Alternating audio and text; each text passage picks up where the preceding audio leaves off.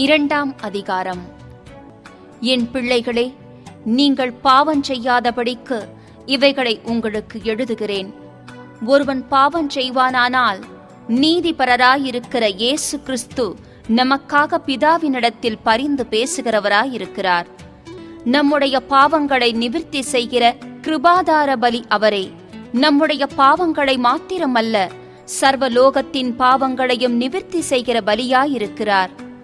அவருடைய கற்பனைகளை நாம் கை கொள்ளுகிறவர்களானால் அவரை அறிந்திருக்கிறோம் என்பதை அதனால் அறிவோம். அவரை அறிந்திருக்கிறேன் என்று சொல்லியும் அவருடைய கற்பனைகளை கை கொள்ளாதவன் பொய்யனாயிருக்கிறான், அவனுக்குள் சத்தியமில்லை. அவருடைய வசனத்தை கை கொள்ளுகிறவனிடத்தில் தேவ அன்பு மெய்யாக பூரணப்பட்டிருக்கும். நாம் அவருக்குள் இருக்கிறோம் என்பதை அதனாலே அறிந்திருக்கிறோம். அவருக்குள் நிலைத்திருக்கிறேன் என்று சொல்லுகிறவன் அவர் நடந்தபடியே தானும் நடக்க வேண்டும். சகோதரரே, நான் உங்களுக்கு புதிய கற்பனையை அல்ல, ஆதி முதல் நீங்கள் பெற்றிருக்கிற பழைய கற்பனையையே எழுதுகிறேன். அந்த பழைய கற்பனை நீங்கள் ஆதி முதல் கேட்டிருக்கிற வசனம்தானே. மேலும் நான் புதிய கற்பனையையும் உங்களுக்கு எழுதுகிறேன். இது அவருக்குள்ளும் உங்களுக்குள்ளும் மெய்யாயிருக்கிறது. ஏனென்றால் இருள் நீங்கிப் போகிறது, மெய்யான ஒளி இப்பொழுது பிரகாசிக்கிறது. ஒளியிலே இருக்கிறேன் என்று சொல்லியும் தன் சகோதரனை பகைக்கிறவன் இதுவரைக்கும் இருளிலே இருக்கிறான். தன் சகோதரனிடத்தில் அன்பு கூறுகிறவன் ஒளியிலே நிலை கொண்டிருக்கிறான், அவனிடத்தில் இடரல் ஒன்றுமில்லை. தன் சகோதரனை பகைக்கிறவன் இருளிலே இருந்து இருளிலே நடக்கிறான். இருளானது அவன் கண்களை குருடாக்கினபடியால் தான் போகும் இடம் இன்னதென்று அறியாதிருக்கிறான். பிள்ளைகளே, அவருடைய நாமத்து நிமித்தம் உங்கள் பாவங்கள் மன்னிக்கப்பட்டிருக்கிறதினால் உங்களுக்கு எழுதுகிறேன். பிதாக்களே, ஆதி முதல் இருக்கிறவரை நீங்கள் அறிந்திருக்கிறதினால் உங்களுக்கு எழுதுகிறேன். வாலிபரே, பொல்லாங்கனை நீங்கள் ஜெயித்ததினால் உங்களுக்கு எழுதுகிறேன். பிள்ளைகளே, நீங்கள் பிதாவை அறிந்திருக்கிறதினால் உங்களுக்கு எழுதுகிறேன்.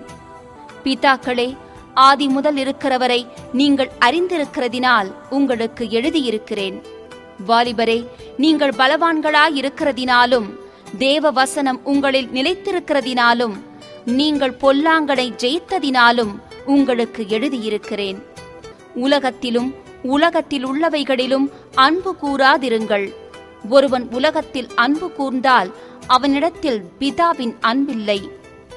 ஏனெனில் மாம்சத்தின் இச்சையும் கண்களின் இச்சையும் ஜீவனத்தின் பெருமையுமாகிய உலகத்தில் உள்ளவைகளெல்லாம் பிதாவினால் உண்டானவைகளல்ல, அவைகள் உலகத்தினால் உண்டானவைகள். உலகமும் அதன் இச்சையும் ஒழிந்து போம், தேவனுடைய சித்தத்தின்படி செய்கிறவனோ என்றென்றைக்கும் நிலைத்திருப்பான். பிள்ளைகளே, இது கடைசி காலமாயிருக்கிறது. அந்தி கிறிஸ்து வருகிறான் என்று நீங்கள் கேள்விப்பட்டபடி இப்பொழுதும் அநேக அந்தி கிறிஸ்துகள் இருக்கிறார்கள். அதனாலே இது கடைசி காலம் என்று அறிகிறோம். அவர்கள் நம்மை விட்டு பிரிந்து போனார்கள், ஆகிலும் அவர்கள் நம்முடையவர்களாயிருக்கவில்லை. நம்முடையவர்களாயிருந்தார்களானால் நம்முடனே நிலைத்திருப்பார்களே. எல்லாரும் நம்முடையவர்கள் அல்லவென்று வெளியாகும்படிக்கே பிரிந்து போனார்கள். நீங்கள் பரிசுத்தராலே அபிஷேகம் பெற்று சகலத்தையும் அறிந்திருக்கிறீர்கள். சத்தியத்தை நீங்கள் அறியாததினால் அல்ல, நீங்கள் சத்தியத்தை அறிந்திருக்கிறதினாலும் சத்தியத்தினால் ஒரு பொய்யும் உண்டாயிராதென்பதை நீங்கள் அறிந்திருக்கிறதினாலும் உங்களுக்கு எழுதியிருக்கிறேன். இயேசுவை கிறிஸ்து அல்ல என்று மறுதலிக்கிறவனே அல்லாமல் வேறே யார் பொய்யன்? பிதாவையும் குமாரனையும் மறுதலிக்கிறவனே அந்தி கிறிஸ்து. குமாரனை மறுதலிக்கிறவன் பிதாவை உடையவனல்ல, குமாரனை அறிக்கையிடுகிறவன் பிதாவையும் உடையவனாயிருக்கிறான். ஆகையால் ஆதி முதல் நீங்கள் கேள்விப்பட்டது உங்களில் நிலைத்திருக்க கடவது. ஆதி முதல் நீங்கள் கேள்விப்பட்டது உங்களில் நிலைத்திருந்தால் நீங்களும் குமாரனிலும் பிதாவிலும் நிலைத்திருப்பீர்கள். நித்திய ஜீவனை அளிப்பேன் என்பதே அவர் நமக்குச் செய்த வாக்குத்தத்தம். உங்களை வஞ்சிக்கிறவர்களை குறித்து இவைகளை உங்களுக்கு எழுதியிருக்கிறேன். நீங்கள் அவராலே பெற்ற அபிஷேகம் உங்களில் நிலைத்திருக்கிறது. ஒருவரும் உங்களுக்கு போதிக்க வேண்டுவதில்லை. அந்த அபிஷேகம் சகலத்தையும் குறித்து உங்களுக்கு போதிக்கிறது. அது சத்தியமாயிருக்கிறது, பொய்யல்ல. அது உங்களுக்கு போதித்தபடியே அவரில் நிலைத்திருப்பீர்களாக. இப்படி இருக்க பிள்ளைகளே, அவர் வெளிப்படும்போது நாம் அவர் வருகையில் அவருக்கு முன்பாக வெட்கப்பட்டு போகாமல் தைரியமுள்ளவர்களாயிருக்கும்படிக்கு அவரில் நிலைத்திருங்கள். அவர் நீதியுள்ளவராயிருக்கிறாரென்று உங்களுக்கு தெரிந்திருப்பதினால் நீதியைச் செய்கிறவனெவனும் அவரில் பிறந்தவனென்று அறிந்திருக்கிறீர்கள். 3ஆம் அதிகாரம். நாம் தேவனுடைய பிள்ளைகள் என்று அழைக்கப்படுவதினாலே பிதாவானவர் நமக்கு பாராட்டின அன்பு எவ்வளவு பெரிதென்று பாருங்கள். உலகம் அவரை அறியாதபடியினாலே நம்மையும் அறியவில்லை. பிரியமானவர்களே, இப்பொழுது தேவனுடைய பிள்ளைகளாயிருக்கிறோம். இனி எவ்விதமாயிருப்போம் என்று இன்னும் வெளிப்படவில்லை. ஆகிலும் அவர் வெளிப்படும் போது அவர் இருக்கிற வண்ணமாகவே நாம் அவரை தரிசிப்பதினால் அவருக்கு ஒப்பாயிருப்போம் என்று அறிந்திருக்கிறோம். அவர் மேல் இப்படிப்பட்ட நம்பிக்கை வைத்திருக்கிறவன் எவனும் அவர் சுத்தமுள்ளவராயிருக்கிறது போல தன்னையும் சுத்திகரித்துக் கொள்ளுகிறான். பாவம் செய்கிற எவனும் நியாயப்பிரமாணத்தை மீறுகிறான். நியாயப்பிரமாணத்தை மீறுகிறதே பாவம்.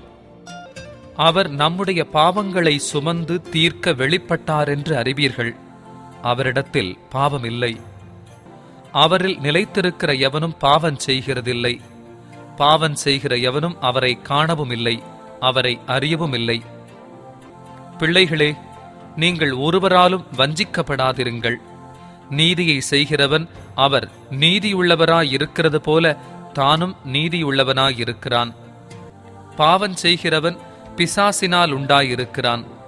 ஏனெனில் பிசாசானவன் ஆதிமுதல் பாவம் செய்கிறான். பிசாசினுடைய கிரியைகளை அழிக்கும் படிக்கே தேவனுடைய குமாரன் வெளிப்பட்டார். தேவனால் பிறந்த எவனும் பாவம் செய்யான், ஏனெனில் அவருடைய வித்து அவனுக்குள் தரித்திருக்கிறது. அவன் தேவனால் பிறந்தபடியினால் பாவம் செய்ய மாட்டான்.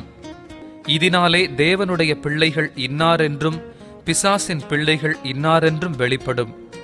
நீதியை செய்யாமலும் தன் சகோதரனில் அன்பு கூறாமலும் இருக்கிற எவனும் தேவனால் உண்டானவன் அல்ல. நாம் ஒருவரிலொருவர் அன்பு கூற வேண்டும் என்பதே நீங்கள் ஆதிமுதல் கேள்விப்பட்ட விசேஷமாயிருக்கிறது. பொல்லாங்கனால் உண்டாயிருந்து தன் சகோதரனை கொலை செய்த காயீனை போலிருக்க வேண்டாம். அவன் எது நிமித்தம் அவனை கொலை செய்தான்? தன் கிரியைகள் பொல்லாதவைகளும் தன் சகோதரனுடைய கிரியைகள் நீதியுள்ளவைகளுமாயிருந்தது நிமித்தந்தானே. என் சகோதரரே, உலகம் உங்களை பகைத்தால் ஆச்சரியப்படாதிருங்கள். நாம் சகோதரரிடத்தில் அன்பு கூறுகிறபடியால் மரணத்தை விட்டு நீங்கி ஜீவனுக்குட்பட்டிருக்கிறோம் என்று அறிந்திருக்கிறோம். சகோதரனிடத்தில் அன்பு கூறாதவன் மரணத்திலே நிலை கொண்டிருக்கிறான். தன் சகோதரனை பகைக்கிற எவனும் மனுஷ கொலைபாதகனாயிருக்கிறான். மனுஷ கொலைபாதகன் எவனோ அவனுக்குள் நித்திய ஜீவன் நிலைத்திராது என்று அறிவீர்கள். அவர் தம்முடைய ஜீவனை நமக்காக கொடுத்ததினாலே அன்பு இன்னதென்று அறிந்திருக்கிறோம். நாமும் சகோதரருக்காக ஜீவனை கொடுக்க கடனாளிகளாயிருக்கிறோம். ஒருவன் இவ்வுலக ஆஸ்தி உடையவனாயிருந்து தன் சகோதரனுக்கு குறைச்சல் உண்டென்று கண்டு தன் இருதயத்தை அவனுக்கு அடைத்துக் கொண்டால் அவனுக்குள் தேவ அன்பு நிலை கொள்ளுகிறதெப்படி? என் பிள்ளைகளே, வசனத்தினாலும் நாவினாலும் அல்ல, கிரியையினாலும் உண்மையினாலும் அன்பு கூறக் கடவோம். இதனாலே நாம் நம்மை சத்தியத்திற்குரியவர்களென்று அறிந்து நம்முடைய இருதயத்தை அவருக்கு முன்பாக நிச்சயப்படுத்திக் கொள்ளலாம். நம்முடைய இருதயமே நம்மை குற்றவாளிகளாக தீர்க்குமானால் தேவன் நம்முடைய இருதயத்திலும் பெரியவராயிருந்து சகலத்தையும் அறிந்திருக்கிறார். பிரியமானவர்களே, நம்முடைய இருதயம் நம்மை குற்றவாளிகள் என்று தீர்க்காதிருந்தால் நாம் தேவனிடத்தில் தைரியம் கொண்டிருந்து அவருடைய கற்பனைகளை நாம் கைக்கொண்டு அவருக்கு முன்பாக பிரியமானவைகளை செய்கிறபடியினால் நாம் வேண்டிக் கொள்ளுகிறதெதுவோ அதை அவராலே பெற்றுக்கொள்ளுகிறோம். நாம் அவருடைய குமாரனாகிய இயேசு கிறிஸ்துவின் நாமத்தின் மேல் விசுவாசமாயிருந்து அவர் நமக்கு கட்டளையிட்டபடி ஒருவரிலொருவர் அன்பாயிருக்க வேண்டுமென்பதே அவருடைய கற்பனையாயிருக்கிறது. அவருடைய கட்டளைகளை கைக்கொள்ளுகிறவன் அவரில் நிலைத்திருக்கிறான், அவரும் அவனில் நிலைத்திருக்கிறார். அவர் நம்மில் நிலைத்திருக்கிறதை அவர் நமக்கு தந்தருளின ஆவியினாலே அறிந்திருக்கிறோம். 4ஆம் அதிகாரம். பிரியமானவர்களே, உலகத்தில் அநேகங் கள்ள தீர்க்கதரிசிகள் தோன்றியிருப்பதினால் நீங்கள் எல்லா ஆவிகளையும் நம்பாமல் அந்த ஆவிகள் தேவனால் உண்டானவைகளோ என்று சோதித்தறியுங்கள். தேவ ஆவியை நீங்கள் எதினாலே அறியலாமென்றால், மாம்சத்தில் வந்த இயேசு கிறிஸ்துவை அறிக்கை பண்ணுகிற எந்த ஆவியும் தேவனால் உண்டாயிருக்கிறது. மாம்சத்தில் வந்த இயேசு கிறிஸ்துவை அறிக்கை பண்ணாத எந்த ஆவியும் தேவனால் உண்டானதல்ல. வருமென்று நீங்கள் கேள்விப்பட்ட அந்தி கிறிஸ்துவினுடைய ஆவி அதுவே. அது இப்பொழுதும் உலகத்தில் இருக்கிறது. பிள்ளைகளே, நீங்கள் தேவனால் உண்டாயிருந்து அவர்களை ஜெயித்தீர்கள். ஏனெனில் உலகத்தில் இருக்கிறவனிலும் உங்களில் இருக்கிறவர் பெரியவர். அவர்கள் உலகத்துக்குரியவர்கள் ஆகையால் உலகத்துக்குரியவைகளை பேசுகிறார்கள். உலகமும் அவர்களுக்கு செவி கொடுக்கும். நாங்கள் தேவனால் உண்டானவர்கள். தேவனை அறிந்தவன் எங்களுக்கு செவி கொடுக்கிறான். தேவனால் உண்டாயிராதவன் எங்களுக்கு செவி கொடுக்கிறதில்லை. இதனாலே சத்திய ஆவி இன்னதென்றும் வஞ்சக ஆவி இன்னதென்றும் அறிந்திருக்கிறோம். பிரியமானவர்களே, ஒருவரிலொருவர் அன்பாயிருக்க கடவோம். ஏனெனில் அன்பு தேவனால் உண்டாயிருக்கிறது. அன்புள்ள எவனும் தேவனால் பிறந்து அவரை அறிந்திருக்கிறான். அன்பில்லாதவன் தேவனை அறியான். தேவன் அன்பாகவே இருக்கிறார். தம்முடைய ஒரே பேரான குமாரனாலே நாம் பிழைக்கும்படிக்கு தேவன் அவரை இவ்வுலகத்திலே அனுப்பினதினால் தேவன் நம்மேல் வைத்த அன்பு வெளிப்பட்டது. நாம் தேவனிடத்தில் அன்பு கூர்ந்ததினால் அல்ல, அவர் நம்மிடத்தில் அன்பு கூர்ந்து நம்முடைய பாவங்களை நிவிர்த்தி செய்கிற கிருபாதார வழியாக தம்முடைய குமாரனை அனுப்பினதினாலே அன்பு உண்டாயிருக்கிறது. பிரியமானவர்களே, தேவன் இவ்விதமாய் நம்மிடத்தில் அன்பு கூர்ந்திருக்க நாமும் ஒருவரிடத்தில் ஒருவர் அன்பு கூற கடனாளிகளாயிருக்கிறோம். தேவனை ஒருவரும் ஒருபோதும் கண்டதில்லை. நாம் ஒருவரிடத்தில் ஒருவர் அன்பு கூர்ந்தால் தேவன் நமக்குள் நிலைத்திருக்கிறார். அவருடைய அன்பும் நமக்குள் பூரணப்படும். அவர் தம்முடைய ஆவியில் நமக்கு தந்த அருளினதினாலே நாம் அவரிலும் அவர் நம்மிலும் நிலைத்திருக்கிறதை அறிந்திருக்கிறோம். பிதாவானவர் குமாரனை உலக இரட்சகராக அனுப்பினார் என்று நாங்கள் கண்டு சாட்சியிடுகிறோம். இயேசுவானவர் தேவனுடைய குமாரன் என்று அறிக்கை பண்ணுகிறவன் எவனோ அவனில் தேவன் நிலைத்திருக்கிறார், அவனும் தேவனில் நிலைத்திருக்கிறான். தேவன் நம்மேல் வைத்திருக்கிற அன்பை நாம் அறிந்து விசுவாசித்திருக்கிறோம். தேவன் அன்பாகவே இருக்கிறார். அன்பில் நிலைத்திருக்கிறவன் தேவனில் நிலைத்திருக்கிறான், தேவனும் அவனில் நிலைத்திருக்கிறார். நியாய தீர்ப்பு நாளிலே நமக்கு தைரியம் உண்டாயிருக்கத்தக்கதாக அன்பு நம்மிடத்தில் பூரணப்படுகிறது. ஏனென்றால் அவர் இருக்கிற பிரகாரமாக நாமும் இவ்வுலகத்தில் இருக்கிறோம். அன்பிலே பயமில்லை. பூரண அன்பு பயத்தை புறம்பே தள்ளும். பயமானது வேதனையுள்ளது. பயப்படுகிறவன் அன்பில் பூரணப்பட்டவன் அல்ல. அவர் முந்தி நம்மிடத்தில் அன்பு கூர்ந்தபடியால் நாமும் அவரிடத்தில் அன்பு கூறுகிறோம். தேவனிடத்தில் அன்பு கூறுகிறேன் என்று ஒருவன் சொல்லியும் தன் சகோதரனை பகைத்தால் அவன் பொய்யன். தான் கண்ட சகோதரனிடத்தில் அன்பு கூறாமல் இருக்கிறவன் தான் காணாத தேவனிடத்தில் எப்படி அன்பு கூறுவான்? தேவனிடத்தில் அன்பு கூறுகிறவன் தன் சகோதரனிடத்திலும் அன்பு கூற வேண்டுமென்கிற இந்த கற்பனையை அவராலே பெற்றிருக்கிறோம். 5ஆம் அதிகாரம். இயேசுவானவரே கிறிஸ்து என்று விசுவாசிக்கிற எவனும் தேவனால் பிறந்திருக்கிறான். பிறப்பித்தவரிடத்தில் அன்பு கூறுகிற எவனும் அவரால் பிறப்பிக்கப்பட்டவனிடத்திலும் அன்பு கூறுகிறான். நாம் தேவனிடத்தில் அன்பு கூர்ந்து அவருடைய கற்பனைகளை கைக்கொள்ளும் போது தேவனுடைய பிள்ளைகளிடத்தில் அன்பு கூறுகிறோம் என்று அறிந்து கொள்ளுகிறோம். நாம் தேவனுடைய கற்பனைகளை கைக்கொள்வதே அவரிடத்தில் அன்பு கூறுவதாம். அவருடைய கற்பனைகள் பாரமானவைகளும் அல்ல. தேவனால் பிறப்பதெல்லாம் உலகத்தை ஜெயிக்கும். நம்முடைய விசுவாசமே உலகத்தை ஜெயிக்கிற ஜெயம். இயேசுவானவர் தேவனுடைய குமாரன் என்று விசுவாசிக்கிறவனை அன்றி உலகத்தை ஜெயிக்கிறவன் யார்? இயேசு கிறிஸ்துவாகிய இவரே ஜலத்தினாலும் இரத்தத்தினாலும் வந்தவர். ஜலத்தினாலே மாத்திரமல்ல, ஜலத்தினாலும் இரத்தத்தினாலும் வந்தவர். ஆவியானவர் சத்தியமாகையால் ஆவியானவரே சாட்சி கொடுக்கிறவர். பரலோகத்திலே சாட்சியிடுகிறவர்கள் மூவர், பிதா, வார்த்தை, பரிசுத்த ஆவி என்பவர்களே.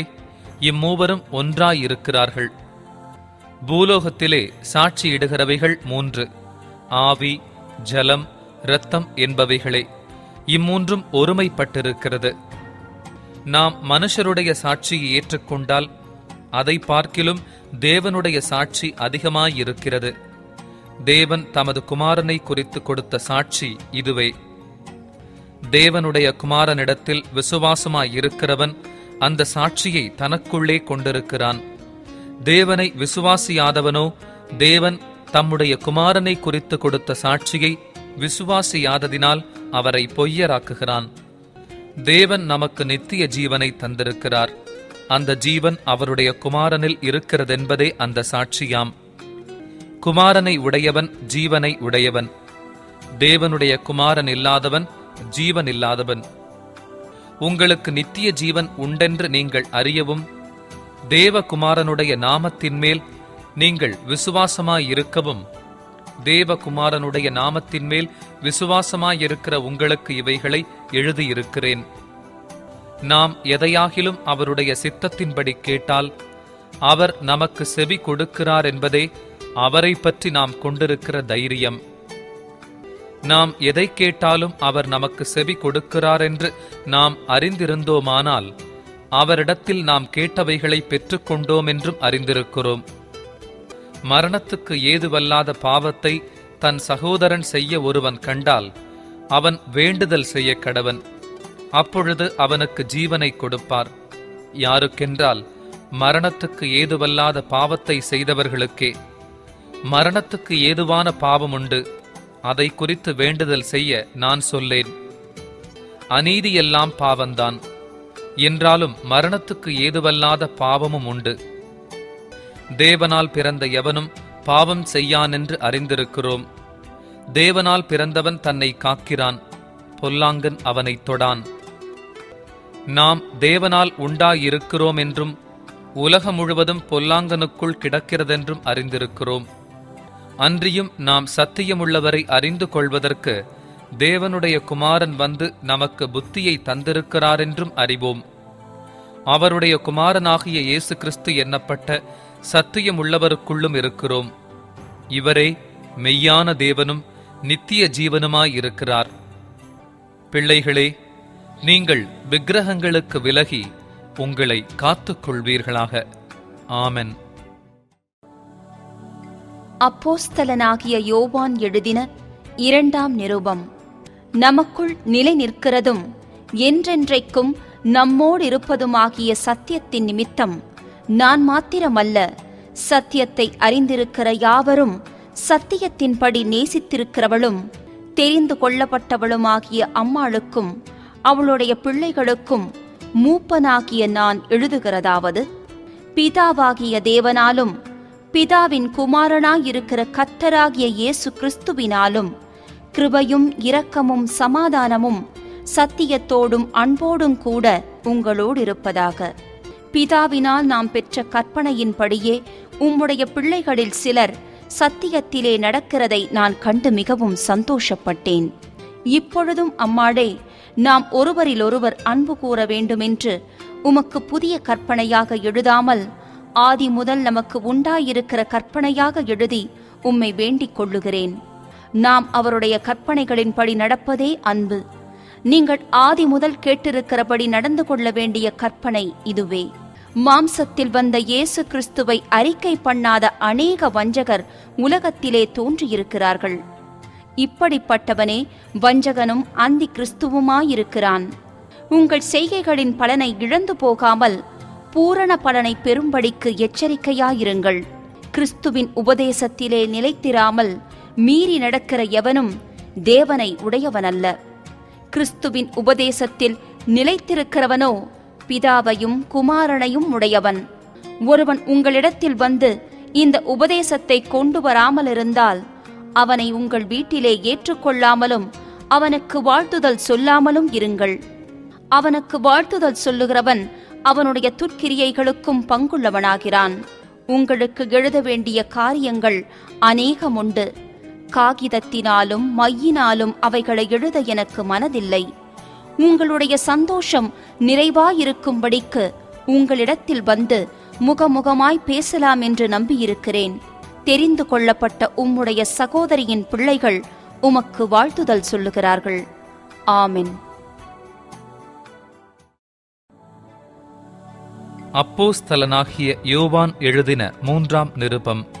மூப்பனாகிய நான் சத்தியத்தின்படி நேசிக்கிற பிரியமான காயுவுக்கு எழுதுகிறதாவது: பிரியமானவனே, உன் ஆத்துமா வாழ்கிறது போல நீ எல்லாவற்றிலும் வாழ்ந்து சுகமாயிருக்கும்படி வேண்டுகிறேன்.